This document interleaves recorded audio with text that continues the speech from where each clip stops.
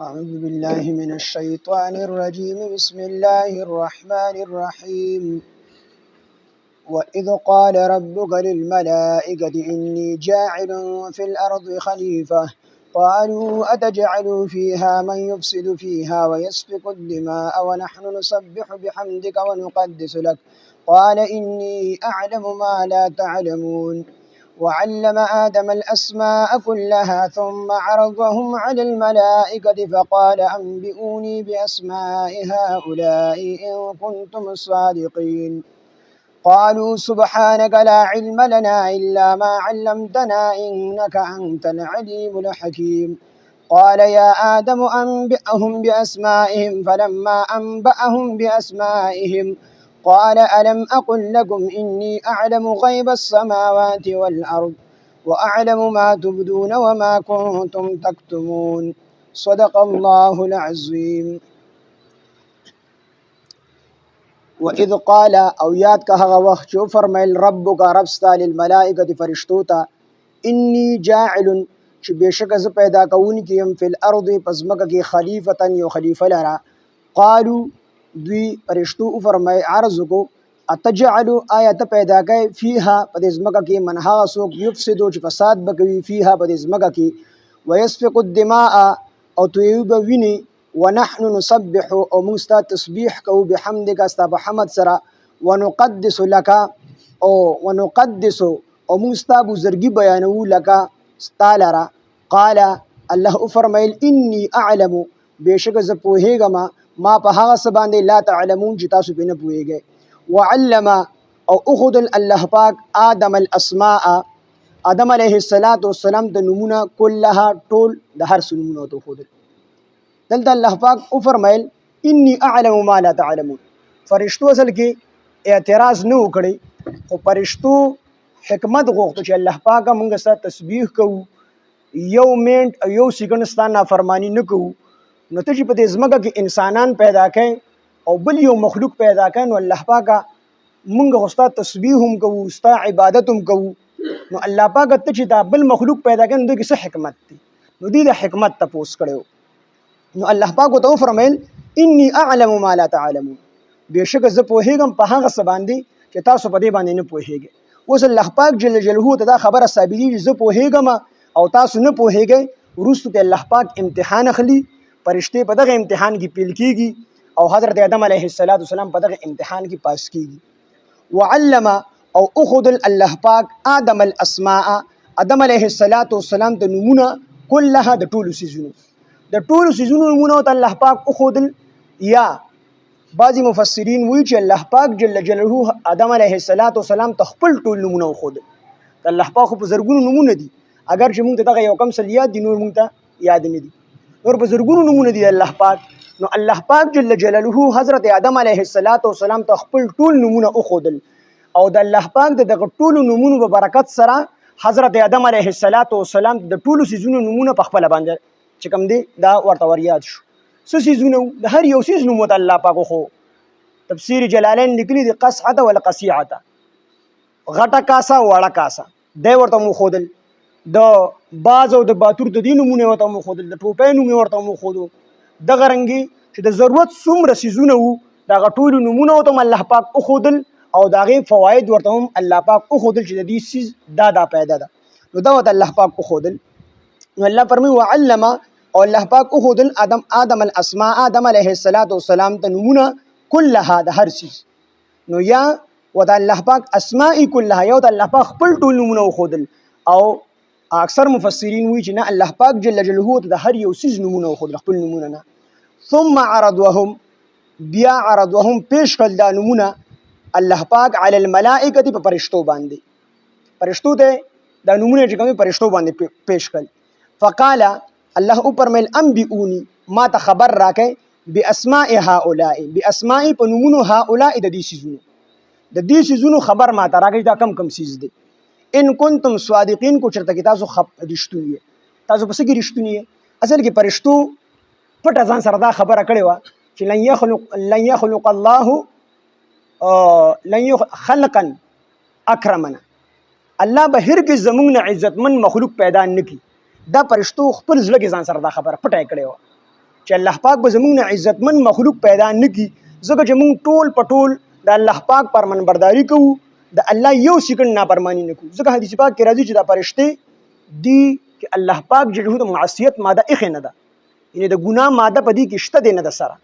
بس دی هر ټیم د الله پاک عبادت کی، څوک په رکوع کې دي، څوک په سجده کې دي، او څوک په قیام کې دي، څوک تسبیح کې. په اسمانونو کې یو لیش ځای داسې نشته دی چې په هغې کې فرشته نی ولاړه د الله عبادت نه کوي، هغې ته د خوراک څښاک ضرورت نه پېښېږي، خوراک څښاک نه کوي، اخیستل خرڅول نه کوي او لوی واړه بول نه کوي، بس هغې صرف د عبادت لپاره الله پیدا کړي او صرف د الله عبادت کوي، یو سکند د الله نافرمانی نه کوي، بلکې د نافرمانۍ ماده په هغې کې الله پاک نه ده پیدا کړې. نو دې فرشتو دا عرض کړو چې موږ الله دومره اوچتې پیدا کړي یو، نو زموږ نه عزتمن مخلوقو او زموږ نه عبادت ګزار مخلوقو او زموږ نه چې کوم دی په علم کې پوهه مخلوق دا الله نه پیدا کړي. او د په ذوي العقولو کې چې کومو څیزونو ته الله عقل ورکړلی، درې قسمه مخلوق دي چې دې ته الله عقل ورکړلی، انسانان دي، جنات دي او فرشتې دي، شیطانان دا هم په جناتو کې راځي، دې ته الله عقل ورکړی دی.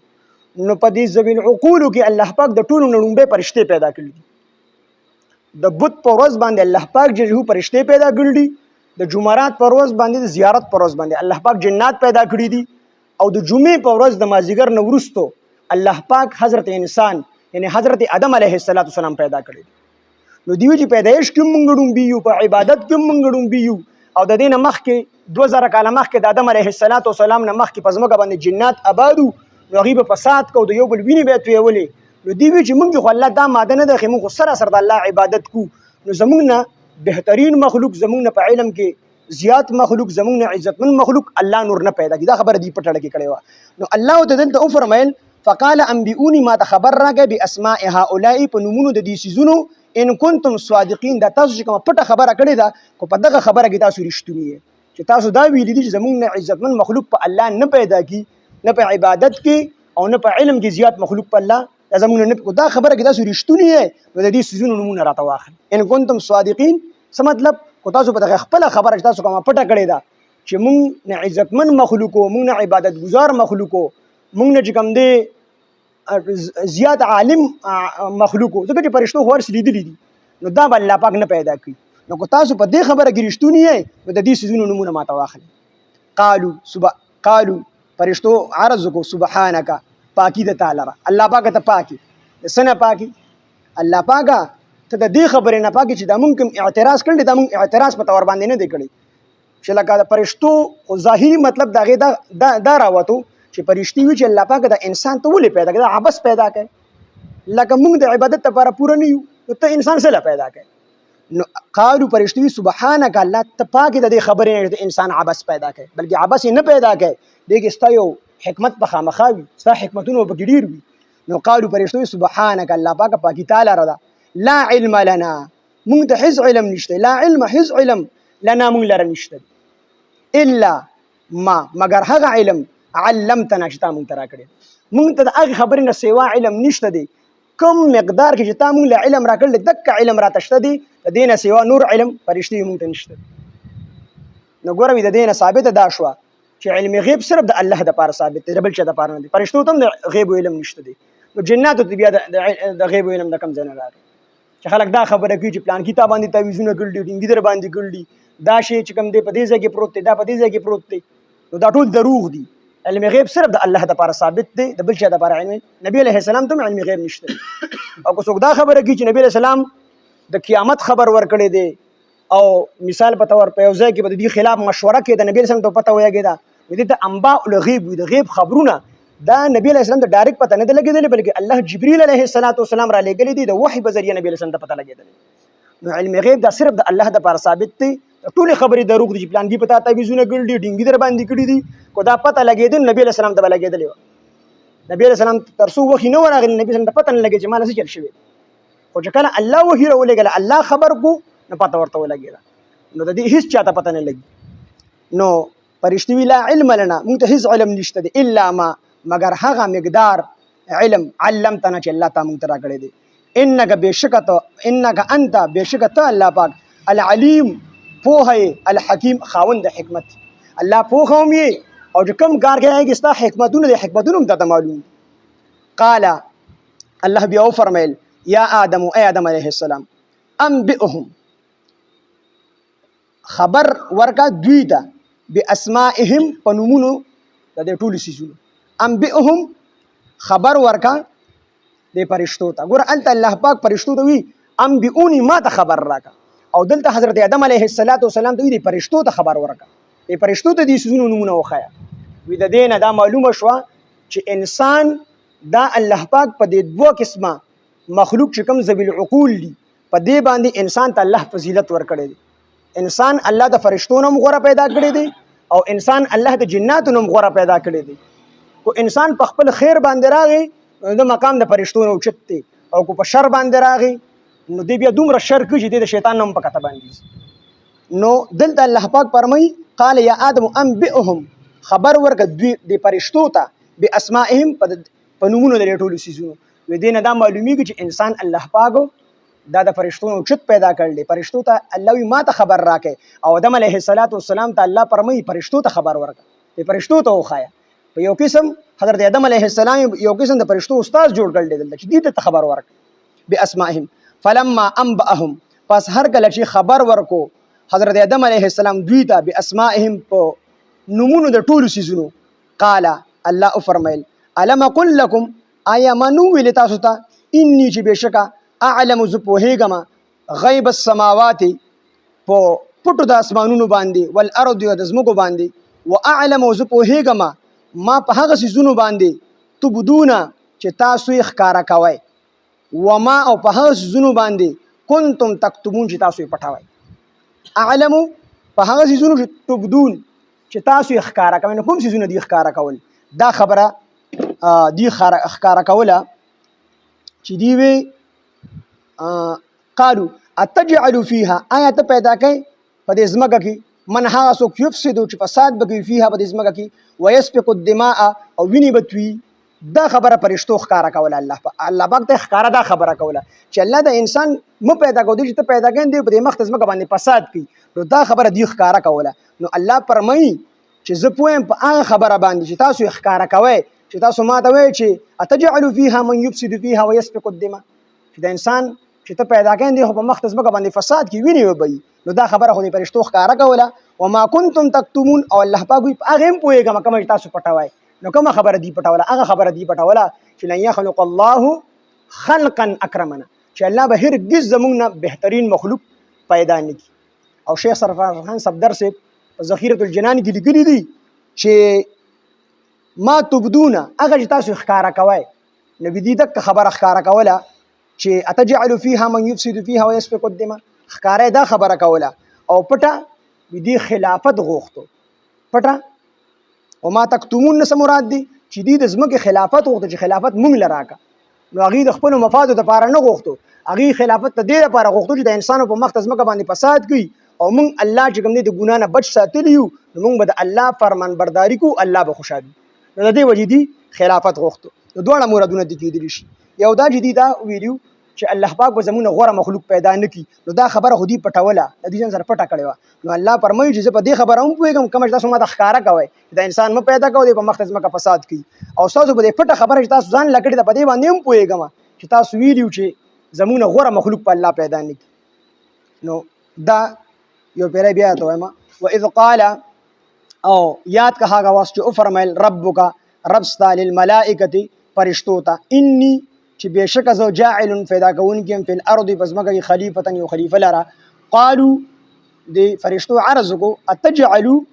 آیا ته پیدا کوي فیها په دې ځمکه کې من هغه څوک یفسد چې فساد به کوي فیها په دې ځمکه کې ويسفك الدماء ويسفك او بهیبه الدماء ویني ونحن نسبح ومنستا تسبیح کو بحمدک بحمد ستا سره ونقدس لك او من بزرگی بیانو پاکی بیانو لگا تعالی را قال الله فرمایل انی بشک ز اعلم پوهیږم ما په هغه څه باندې لا تعلمون چې تاسو به نه پوهیږئ وعلم او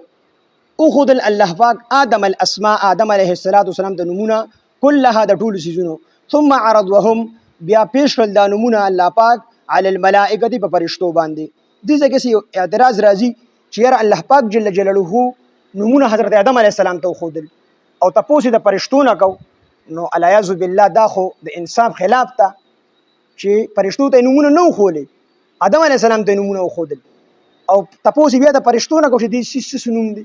دې نمونه ما ته واخلې نو دغه چې کوم دی شفیع تنویر رحمه الله بیان القرآن کې لیکل دي هغه فرمایي چې د دین د تپوس ته آدم علیه السلام ته کوم نمونه ښودل نو د فرشتو په مجلس کې ښودلي فرشتې موجودې وي آدم علیه السلام ته دا نمونه الله پاک وښودل فرشتو واورېدل او آدم علیه السلام واورېدل نو آدم علیه السلام ته یاد شو او فرشتو ته یاد نشو آدم علیه السلام ته د دې وجې نه یاد شو چې آدم علیه السلام د څیزونو د آدم علیه السلام د مزاج مناسب آدم علیه السلام ته انسان ته د هغې ضرورت او فرشتو ته دغه څیزونو ضرورت نه و نو د دې وجې فرشتو ته یاد نشو لکه خوراک شو څښاک شو کاسه شوه کټوی شوه نو د دې خو فرشتو ته ضرورت نشته دی ځکه فرشتې نه خوراک کوي نه څښاک کوي نه لوی بول کوي نه واړه بول کوي نه چې کوم دی د هغې اخیستل او خرڅول کوي دا ټول خو د انسان ضروریات دي نو د دې وجې حضرت آدم علیه السلام ته دا نمونه یاد شو چې دغه ضرورت او د فرشتو ضرورت نه و نو هغې ته یاد نشو حالانکې د فرشتو په مجلس کې آدم علیه السلام ته خولي فرشتو هم اورېدلي او آدم علیه السلام هم اورېدلي خو فرشتو ته یاد نشو ځکه چې هغې ته دغه څیزونو ضرورت نه او آدم علیه السلام ته یاد شو چې آدم علیه السلام ته انسان ته د هغې ضرورت نو د دې وجې نه الله پاک العیاذ بالله ناانصافي نه ده کړې بلکې الله پاک آدم علیه السلام ته هم ښودلي دي فرشتو هم اورېدلي دي خو فرشتو ته یاد نشوي په دې امتحان کې پیل شوي ځکه چې دا د فرشتو د مزاج خلاف و د آدم علیه السلام د مزاج موافق و ثم عرضوهم بیا یې پیش کړل دا نومونه علی الملائکة په فرشتو باندې فقاله